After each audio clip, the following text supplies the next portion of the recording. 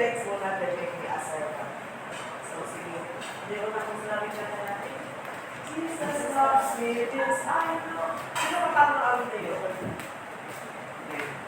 Ay, magbukas lang ka. Huwag na lang, ano na lang, may assertive. Sino matang may assertive?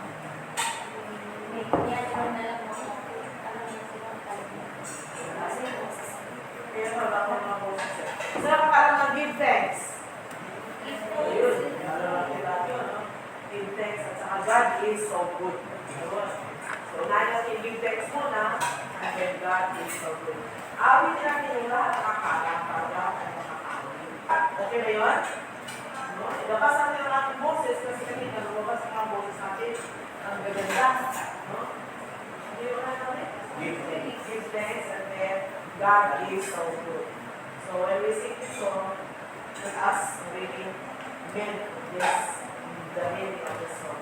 Give thanks with a grateful heart. When we sing, give thanks with a grateful heart. Give thanks to the Holy One. Give thanks because He has given Jesus.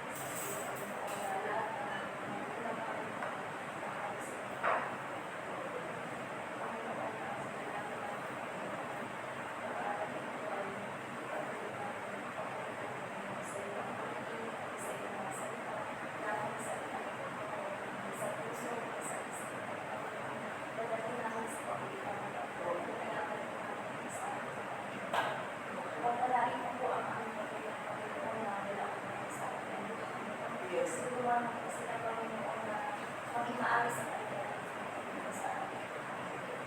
Lord, maraming salamat po sa pagkain na ito. Lahat ng aming gusto. Lord, sa kasama. Ano na po kasi, ma-enjoy po natin ang pagsalita ko. Maraming salamat at nakatapag po yan sa salamat po. Jesus, Amen. Tinutuan at magbigay ng salita ng Panginoon sa pamamagitan ng ating kapatid na Chayone. At pagkatapos, meron tayo ng lecture.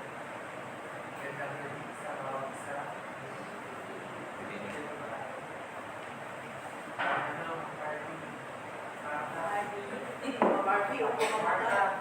Ay, ka mo lang yan.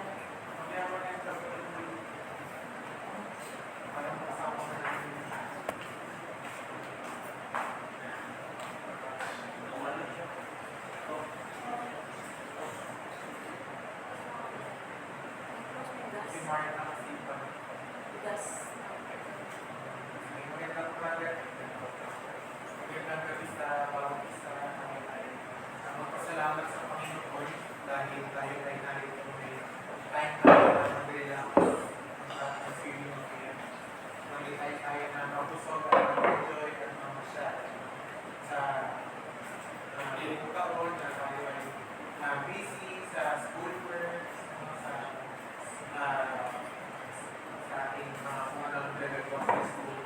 Salamat natin yung Panginoon dahil meron tayong assembly, meron tayong pagkakataon para makapag-training muli, makapag-refreshment, hindi lang sa mga natutunan natin, sa mga makapag-muli, kahit sa ating mga sa mga physical na pangkatawan. So, yung way ng ating refreshment, yung retreat natin, para ang ating pinigil. So, dapat na natin ipagpasalamat sa Panginoon. So, isa na sa way ng pagpapasalamat, pamamaraan ng pagpapasalamat sa Panginoon tayo. Magkatipon-tipon tayo, at sama-sama tayong makinig ng salita ng Panginoon. Wala nang ibang maganda pang way na ilaan natin yung time natin sa pagpapasalamat. Pero ang iba, nagsasabi, uy, pinapasalamatan ko yung Panginoon. By heart. By heart. Hanggang sa puro by heart na lang, kahit sa gawain, hindi mo na talaga makikita. Maganda minsan, kahit sa gawa natin, nakikita na ng Panginoon na nagpapasalamat talaga tayo. So, ilaan natin itong time na to na pagbulay-bulayan natin yung salita ng Panginoon. Ito yung way ng pasasalamat natin sa Kanya sa mga ginawa niya sa ating halos itong buong taon. Buksan natin yung mga Bible natin, yung mga Bible app niyo. Dapat meron pa niya. Bible app. Sa aklat na Galatia. Galatians chapter 2.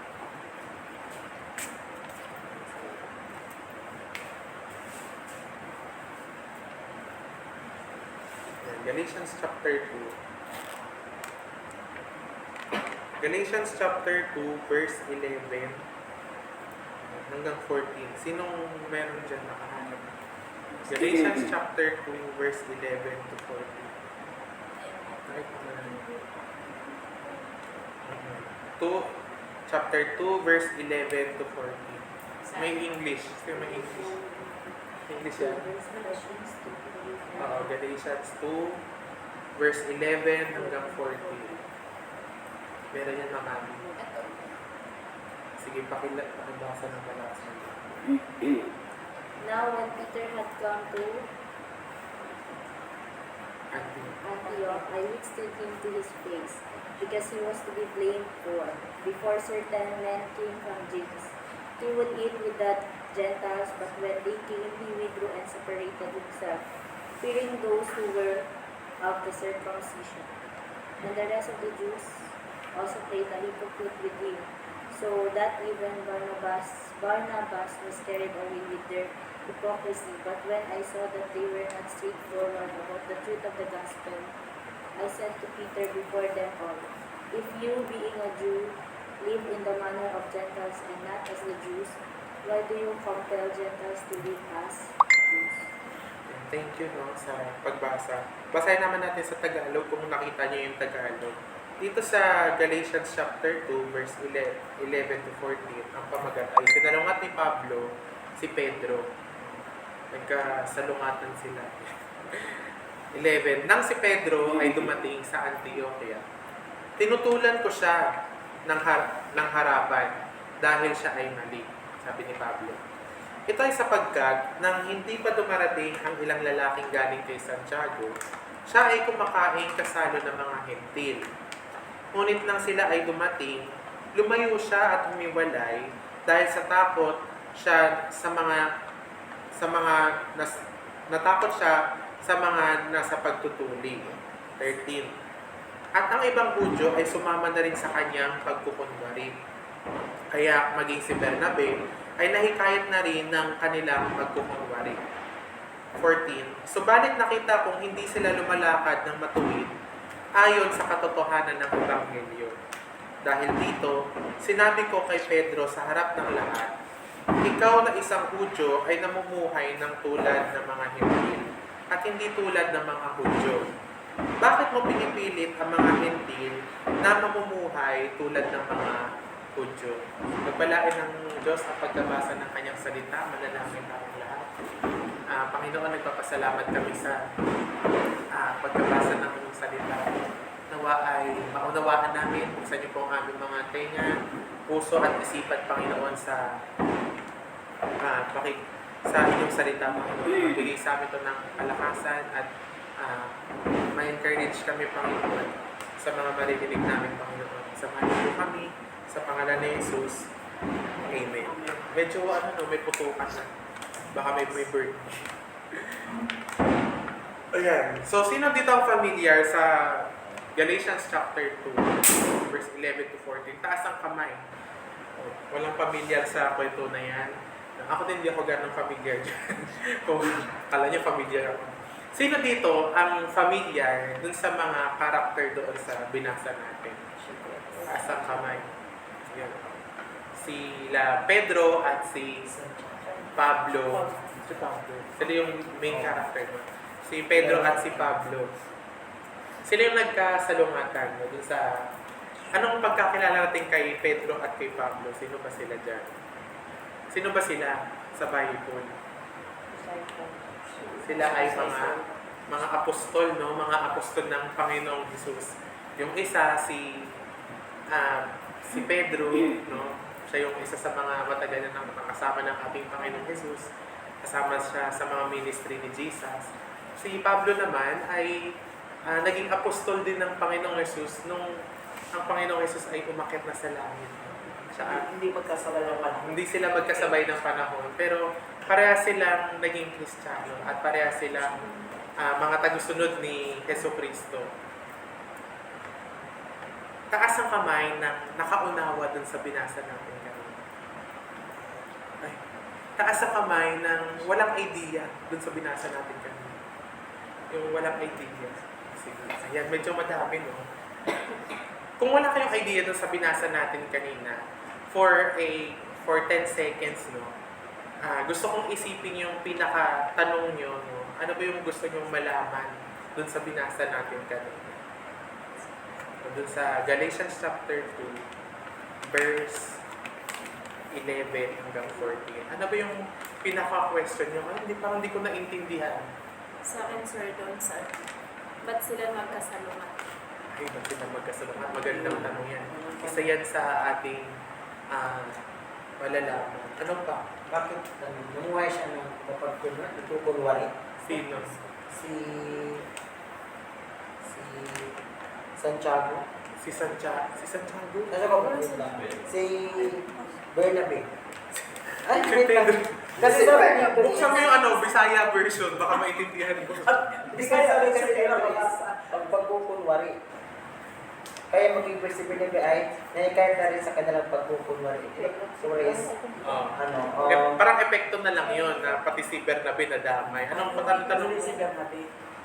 Anong tanong mo? Sino nagkunwari? pagkunwari, nagpapaangan. Nagpupunwari. Sa'yo na nga diyan. Ano yung tanong niya doon? Ano yung tanong mo doon? Sabi kasi ito, at ang ibang kung ay sumama na rin sa kanyang pagpupunwari. Nino.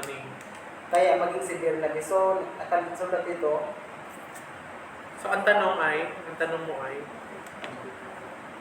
you know, one word ang pagkukunwari. Yun lang. Hindi niya ma-address niya. Kung sino sa kanila yung O, pagkukunwari. bakit may pagkukunwari? Ba't may mga ganong nagaganap?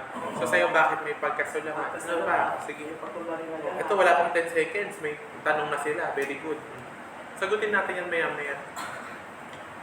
ano sir yung sa duda sir? Sabi dito sir yung medyo ano lang po ako na. Bakit? Sabi po nung last, bakit mo pinipilit ang mga hit-clip na makuha tulad ng mga hit? Ano po bang pinagkaiba ng mga Hintil at ng mga Hudyo. Good question. Sige, may mga naisip pa kayong questions para sasagutin natin yung mga tanong. Kasi halos lahat tayo ay hindi familiar. No? Huwag tayo magpanggap na alam ko na yun. So, ano pinagkaiba ng hintil at ng Hudyo? Bakit may pagkukunwaring nagaganap? Tsaka ano yung, bakit nagkakasalungat si Pedro at si Pablo, samantalang sila ay parehas na tagasunod ni Kristo. Sige. Bakit may hintil at Hudyo? Sige, yan si Ate Cecil meron. Ano pa natin? bakit natatakot sila sa pagtutuli? Bakit? Ang ganda ng tanong ni Ate Cecil. Oo nga naman. Verse ano yan? Verse? Ano? 13. Verse 13, no? At ang ibang Hudyo ay sumama na rin sa kanyang pagtuturing. Ay, hindi. 12, no? Sapagkat nang hindi pa dumating ang ilang lalaki galing kay Santiago, siya ay kumakain kasama ng mga hintil, ngunit nang sila ay dumating, lumayo siya at humiwalay dahil takot siya sa mga nasa pagtutuli. Tama yan. Magandang tanong yan, no? Oo. So, yun yung mga, may ilalag pa tayo para sakto, 5. Sige, ma'am. Bakit mo pinipilit ang hindi? Bakit daw pinipilit ang mga hindi na mamuhay katulad ng mga otso? Bakit pinipilit ang mga hintil Na buhay? mamuhay katulad. Okay, so halos, hindi pala halos, tama, halos lang, pero hindi sila parehas ng tanong, no? Ang tanong ni Charla. Charla, anong pinagkaiba ng hintil at ng Hudyo? Sa'yo naman, ang tanong mo, bakit pinipilit tong mga hintil na mamuhay na parang Hudyo? Sige. Ngayon, para mas maging familiar tayo dun sa question, sa story, kasi nagulat na lang tayo, wala, may pagkakasalungat ng nagaganap, no? Parang nakinig tayo ng chismis na hindi natin alam yung nangyayari. No? Parang wala tayong idea. So, alamin natin yung ano bang nangyayari kay Pedro tsaka kay Apostol Pablo. Yan. So, una nating sasagutin dun sa limang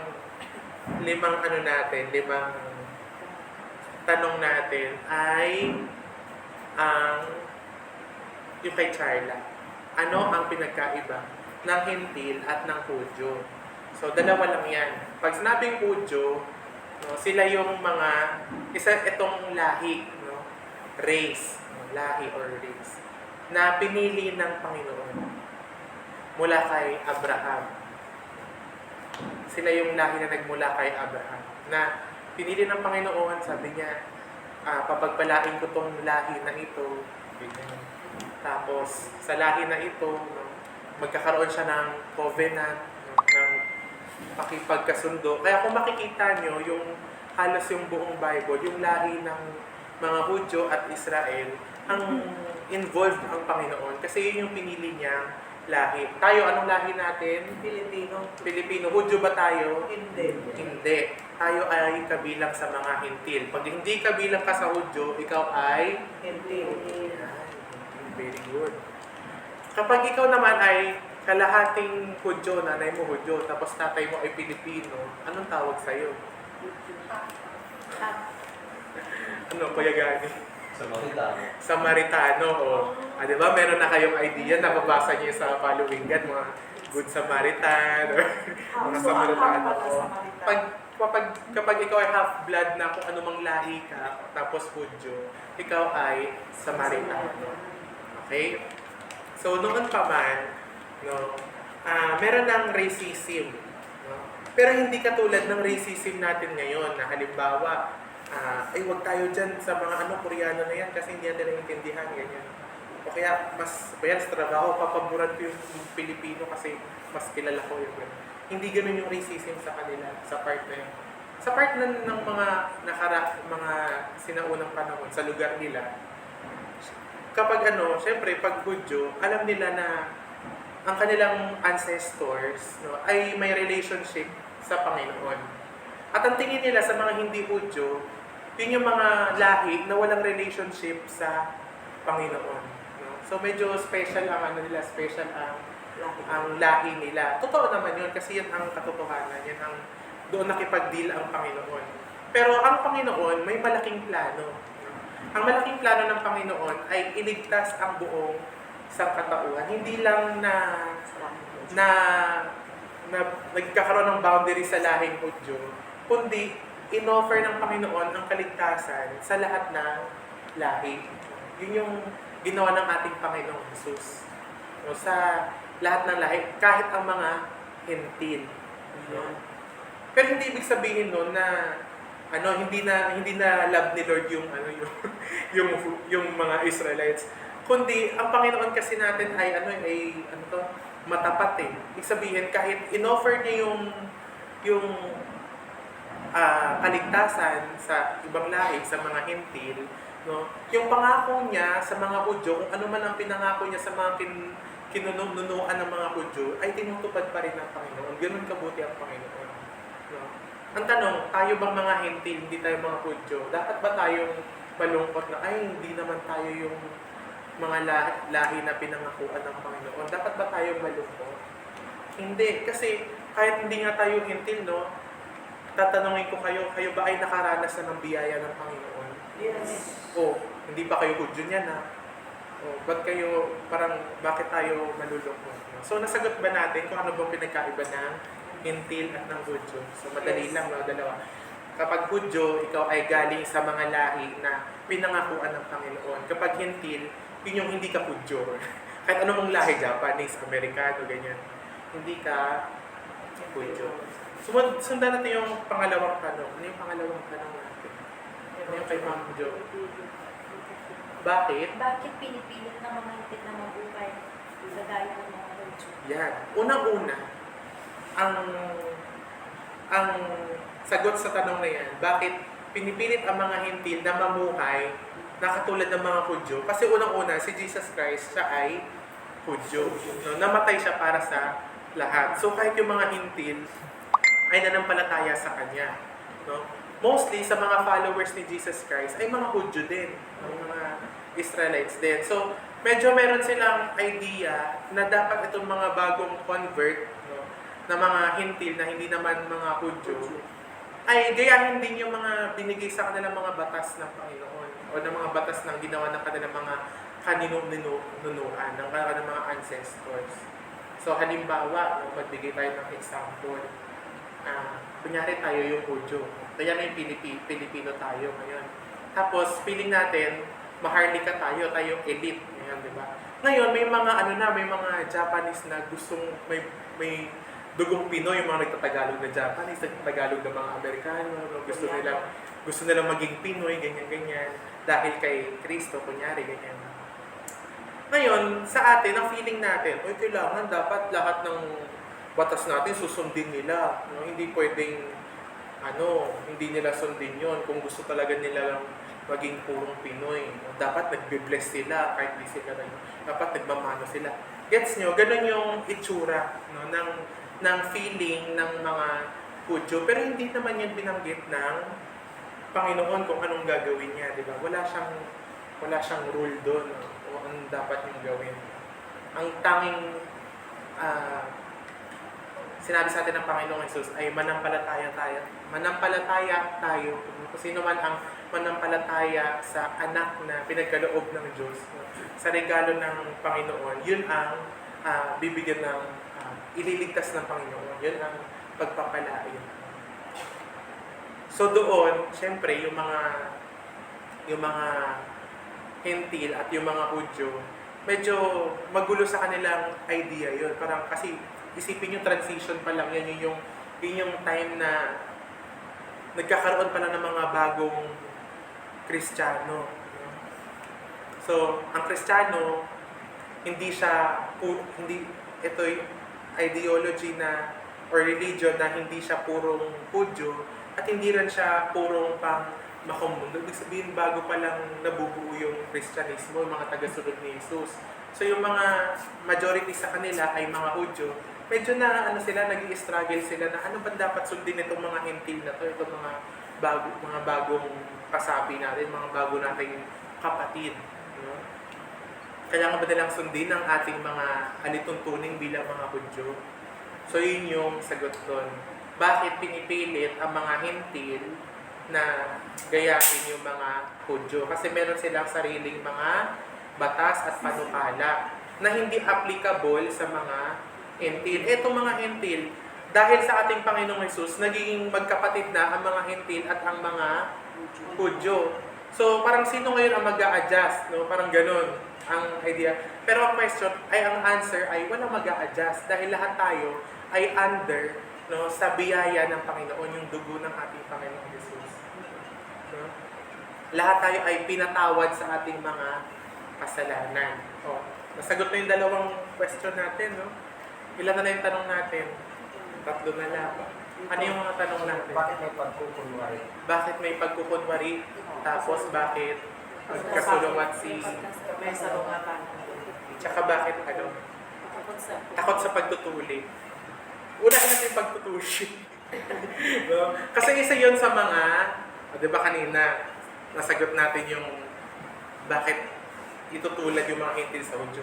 Yung pagtutuli ay isa sa mga batas or mga covenant na nabuo, no, sa Old Testament between God and man. No? Sino yung unang tinuli? Sino yung unang tinuli? Si Abraham. Si Abraham. Hanggang tayo nga, no, mga Pilipino, tinutuli tayo, di naman tayo Hudyo. Bakit? Bakit, no? Isa yan, no? Parang isa sa reason, no, bakit yung pagtutuli, no? Isa yun sa example na yung culture ng Hentil at culture ng Hudyo ay magkaiba. Hindi lang culture, kundi yung covenant na binigay sa kanila. Ano ba? Hindi naman ba? Ng Panginoon. So ngayon, kinakatakutan nila yung, ay, ano ni Ate Cecil, yung pagtutuli. Siyempre yung iba, may side na, kunyari sa Hudyo, no? May side na, paano sila pag tinuli sila, under na ba sila ng blessings ni Lord, ganyan, or ng covenant ni Lord, di naman sila Hudyo. Or sa part naman ng mga hintil, may mga takot na kapag tinuli ba ako, Hudyo na ako, ganyan, susunod na ba ako? Gets nyo? May mga ganong idea na, alam nyo yun, parang ito yung palatandaan ko baka mamaya, mag-iba na yung identity ko as... Yung bang tuli as a tuli talaga? Oh, it is literal na tuli kasi ano lang yun, representation lang yun ng pakikipagkasundo ni Abraham kay God. Di ba kayo? Diba, parang kunyari ako yung Diyos, tapos ikaw yung tao, no? Kasunduan natin, no, na papagpalaan kita. Anong palatandaan natin na yun yung kasunduan natin? Ayun, gets niya na. So lahat ng lahi mo magpapatuli, ha? Ganyan. Para yun yung palatandaan natin na ikaw ay pagpapalain ko. Hindi lalaki na, huwag yung okay naman. Dito, hindi ka. Ako naman tulitan. Oo, kasi very patriarchal. Di ba, pinag-aralan natin yan sa Araling Panlipunan, ang ancient times ay patriarchal, no? Ang binibilang lang sa kapag nagre-record ang mga lalaki lang ang binibilang, no? Ang mga babae hindi binibilang. Pero hindi ibig sabihin, no, na less important yung babae. Ganun lang talaga yung way ng ng old times no, ng sinauna Alam, pumunta tayo mag-time travel tayo at sirain natin yun, di ba? So, nasagot na. Ngayon naman, bakit may pagkukunwari? Yun yung sagutin natin. Bakit may pagkukunwari. Nagkukunwari sapagkat no, na naging hipokrito kasi pwedeng sumusunod kunyari sa batas ng pagiging Hudyo, no? Parang depende kung sinong kasama, no? Kunyari ako, Kristiyano ako nung time na yun. Alam niyo yun, nandun yung confusion yun nga yung dilema ng mga unang Kristiyano. Parang hindi pa malinaw sa kanila na sila ay meron ng bagong identity sa Panginoong Jesus. No? Lahat ay nag-a-adjust at nag-i-struggle. Alam niyo yung mga nakakatawa nga kasi tayo, ang layo-layo na natin sa panahon na yon. Pero yung mga tao ngayon ay parang ganun din, nag-a-adjust at nag-i-struggle sa kanilang identity sa Panginoong Jesus. Na ikaw ay malinaw na tinubos ng Panginoon, binayaran ka sa kanyang pamamagitan ng dugo. Ibig sabihin yung identity mo ay sa Panginoon, no? Basagin mo na yung idea kung ano bang gender mo, ano ba ang laki mo, ano ba ang posisyon ng pamilya mo, no? Ano bang pinagtapusan mo, pag-aaral, ganyan. Wala yun basag kung ikaw ay tinubos na ng Panginoon. No? Yun yung hindi pa naaarok no, ng mga unang Kristiyano at ng mga lumang Kristiyano, no? na ikaw ay tinubos ng Panginoon. Kaya sila ay, yung iba nagkukunwari, no? Yung mga bago pa lang, parang pagkasama nila ang mga Hudyo, ay kailangan, law abider ako ng mga Hudyo. Sumusunod ako sa utos ng Hudyo. Tapos kapag kasama naman nila yung mga Hintil na, ay kailangan okay lang, ganyan, kailangan goods din ako sa, alam niyo yan, yung mga Hintil. Kaya may pagkukunwari, no? Kailangan, parang, sabi natin, nagpe-play safe, gano'n. Ngayon naman, dun tayo sa huling tanong natin, no? Na tinanong ni Ma'am Joy. Bakit si Pablo at si Pedro ay nagkasaluhan? Dahil, kung babalikan natin yung buong storya, si Pedro ay tila nagpapakunwari. Hindi pala tila, no? Kasi, kinonfronta siya ni Pablo. Sino kay pula sa puti tayo, sino kay Pablo, sino kay Pedro? Sabi ni Pablo kay Pedro, ikaw na isang Hudyo ay namumuhay ng tulad ng mga Hintil at hindi tulad ng mga Hudyo. Bakit mo pinipilit ang mga Hintil na mamuhay tulad ng mga Hudyo? Ibig sabihin, ang ginagawa ni Pedro, no? Tinatry niya, ina-customize niya na yung mga Hintil maging parang Hudyo. Na siya, alam niya, siguro may idea na siya na Kristiyano siya, ganyan. Medyo hindi na siya bounded ng kanyang pagiging Hudyo. Hindi na siya namumuhay bilang Hudyo. I mean, medyo above na siya dun sa law ng mga Jews. So medyo, na siya, alam niya yung identity niya, kunyari kay Christ, pero hindi pa rin malinaw sa kanya kasi yung mga Hintil na mga bago, parang nililid niya sa gawin ng mga Hudyo. Kaya siya kinorek ni Pablo. Ikaw ang hipokrito ngayon, sabi ni Pablo sa kanya. Hindi alam ang standing. Ngayon, tingin ko alam ko ng mga nasa isip niyo. Ay, kay Pablo. Isipin natin, no? Sino ang kakampihan natin dun sa parehas silang apostol? Parehas silang tagasunod ni Kristo. Parehas silang niligtas ng Panginoong Jesus. Parehas silang mananampalataya. No? Si Pedro, nakasama ng ating Panginoong Jesus sa buong ministry niya sa life niya. Si Pablo, bago lang. No? Na-experience niya lang si Jesus. No? Wala na si Jesus, nagpakita lang sa kanya. Itong si Pedro, kung kilala niyo si Pedro, si St. Peter, siya yun. Oh. May hawak na manok. Kilala niya na. Si San Pedro. Binigay sa kanya ang susi ng langit. Pero bago yun, no, ano yung mga role niya sa Bible story? No? Isa siya sa nag-deny kay Jesus Christ. 3 beses. Ano pa? Nung naglalakad nung naglakad si Jesus Christ sa tubig, gusto niyang sumali, bida-bida. Tapos nung pinayagan siya ni Jesus, sige dito ka, di nakalakad siya. Pero bumaling ang kanyang mata sa katakot na wala ang kanyang mata, lumubog siya. Alam mo na nasa isip niyo, ay kay Pablo talaga ako, tama yung pinili ko. Ito naman si Pablo, no, bago siya maging Kristiyano, ilang libo or daan ang pinatay niya ang mga Kristiyano. Kumitil siya ng buhay. Killer siya ng mga Kristiyano. Kriminal siya.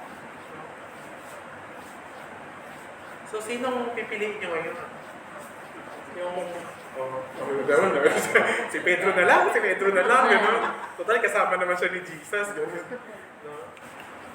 Actually, we cannot choose. Hindi tayo pwedeng mamili na kay Pedro ako, kay Pablo ako.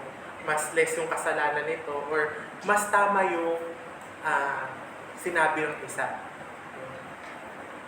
What we can look here, no? Kung gaano kalakas ang salita ng Panginoon. Kung gaano ka-powerful ang salita ng Panginoon. Bilang Kristiyano, bilang tagasunod ng ating Panginoon Jesus, no? We are allowed to love and to be bold. Hindi pwedeng matapang ka lang. Palaban ka. Si Pedro, palaban din yun. Tsaka si Pablo. Si Pedro ba yun yung gumana ng tayo niya? Oo. Siya din yun, di ba, palaban? Dadakpin na si Jesus Christ. Hindi, huwag niya dadakpin. Ginanon niya yung tenga nung maglalaki. Hindi pwedeng maging palaban ka lang. Bilang Kristiyano, hindi rin pwedeng mapagmahal ka lang. Na love.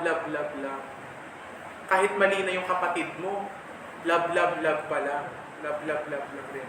It is possible for a Christian to be loving and also to be bold. Maging kang matapang at mapagmahal. Yung ginawa ni Pablo kay Pedro, isa yun sa sign ng pagmamahal at pagiging matapang. Alam ko na naman yung isip nyo. Ay, buti na kay Pablo talaga ako. Pero hindi magiging ganun si Pablo kung hindi siya founded ng salita ng Panginoong Jesus. Bilang Kristiyano, kapag kayo ay mananampalataya, isipin nyo na hindi ka pwedeng, Kristiyano ko, dapat mapagmahal lang ako, ganyan. O kaya, Kristiyano ko, dapat pinapaglaban ko talaga yung pagiging Kristiyano ko. No? Kung alin man kayo doon, parehas yun hindi tama. No? Kasi pwedeng mag-exist sa inyo parehas, maging loving and also maging matapang. Maging bold, may paninindigan. Katulad ng ginawa ni Pablo. Kinorek niya si Pedro. Nire-reflect niya yung love, no? At yung katapangan ng ating Panginoong Jesus. Hindi dahil na, hoy Pedro, mali yan, no? Hindi ka naman totoong Kristiyano. Hindi niya siniraan si Pedro, kundi kinorek niya, no? Paano niya kinorek? Tinanong niya, anong tanong niya kay Pedro? Sabi niya? Pinipilit mo yung mga hintil na mamuhay, no? Maging Hudyo, pero ikaw naman, above ka na sa pagiging Hudyo. Tapos ka na sa pagiging pamumuhay mo pagiging Hudyo. Binanatan niya ng gano'n. Na si Pablo. Ang masama doon, sabi ni Pablo kay Pedro, nagagaya na sa'yo yung ibang mananampalataya, katulad ni Bernabe. Parang may binabantayan lang kayo bago dumating yung ibang tao kasama ni Santiago. Parang nakaayon ba ang ating pananampalataya kung sino yung kasama natin? Nasa Tarbers School ako, kailangan mabait ako kasi si Ma'am Lorna, Christian. Pagdating sa labas, kailangan wild, ganyan. Wild kung wild. No? Wild kung wild. Hindi eh. No? Isang tao ka lang naman eh. Kahit sabihin mo meron kong dual personality. Kung bipolar ka man, no? Sakit yun sa utak, pinagmamalaki mo. No? Pero once you're a Christian, you can always be bold and also be loving. At ang nakakatuwa pa dito, no? Lalabas yan sa mga profession natin as teachers. As teachers, you cannot only choose one. Maging matapang ka lang. Tapos yung buong taon, parati kang matapang. Anong resulta? Yung mga bata, takot sa'yo. Love, love, love ka lang. No? Anong resulta? Isang taon, walang nakikinig sa'yo. Walang respeto. You can always be bold and be loving. Anong verse ng ano? Yung scripture ay it is useful for preaching. 2 Timothy 3:16. Sabi sa 2 Timothy 3:16. Or, Basa. Basa. sige, basahin na lang. Basahin para tama. Basahin na para tama, baka kung ano pa pang basahin. And all scripture is God's word and is useful for teaching, rebuking, correcting, and training in righteousness. Sa Tagalog, para mas malinaw, maintindihan ng lahat. At ang lahat ng mga kasulatan ay hinandihan ng Diyos at mapapakinabangan sa pagtuturo, sa pagsaway, pagtutuwid, at pagsasanay na sa katuwiran.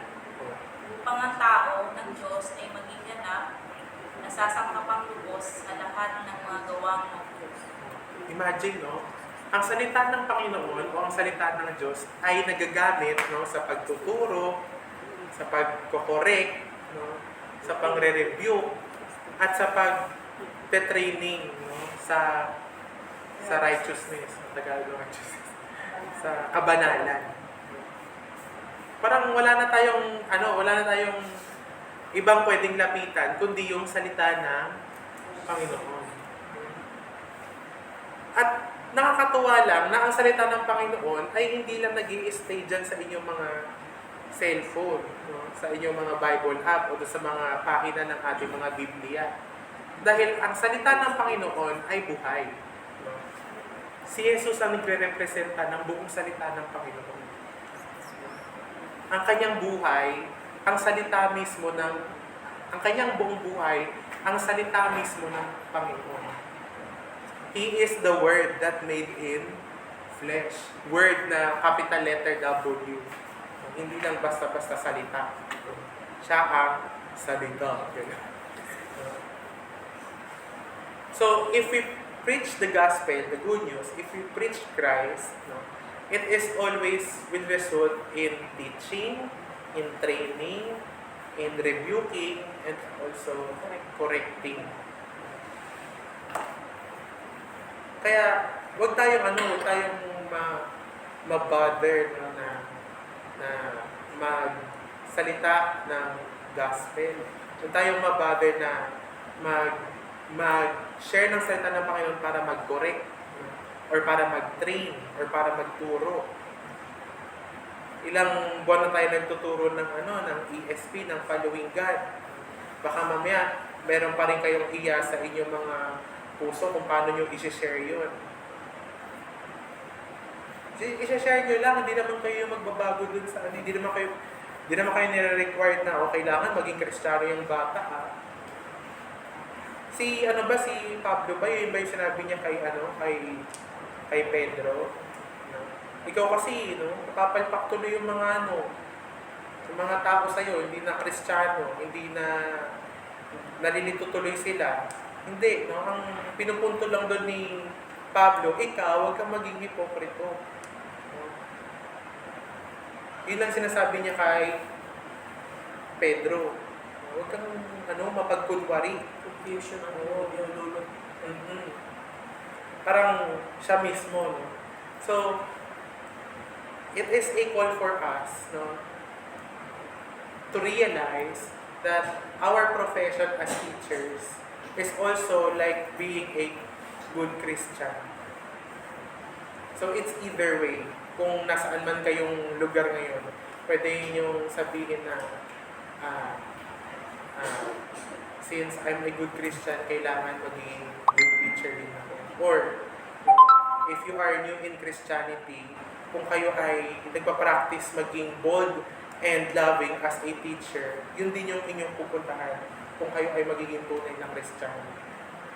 Kung kayo ay magpa-practice ng pagiging totoong Christian. Tandaan natin, tayo ay tinubos ng ating Panginoong Jesus at siya lang ating susundin at wala ng iba. So, yun yung dapat nating mag-stay sa atin, sa bawat isa. Sa ating pagtatapos, ask yourselves, as a teacher and also as a Christian, am I only bold? Am I only loving? Or am I bold and loving? And after that, tanungin nyo din yung sarili nyo na if I'm bold and loving, kung matapang ako at mapagmahal ako, ano yung response ko sa sarili ko? Natatakot ba ako or hindi ako natatakot? Let's ask those questions to ourselves. So, doon tayo nagtatapos.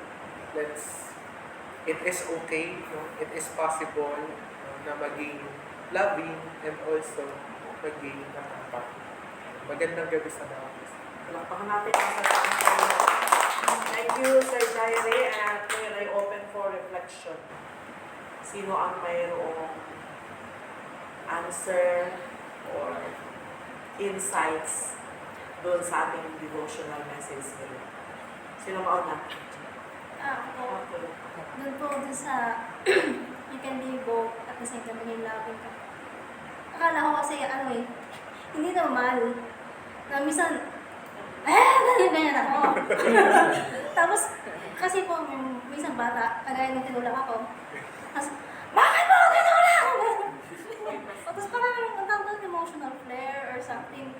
Na parang, may problema ako, may anger issue ako. So, pwede pala na sabay lang siya talaga. Pero iyakap ka naman. Kasi pag niyakap ako ng bata, wala na. Sabi nga naman, baka pa rin man eh. Sabi ko, pwede pala yun.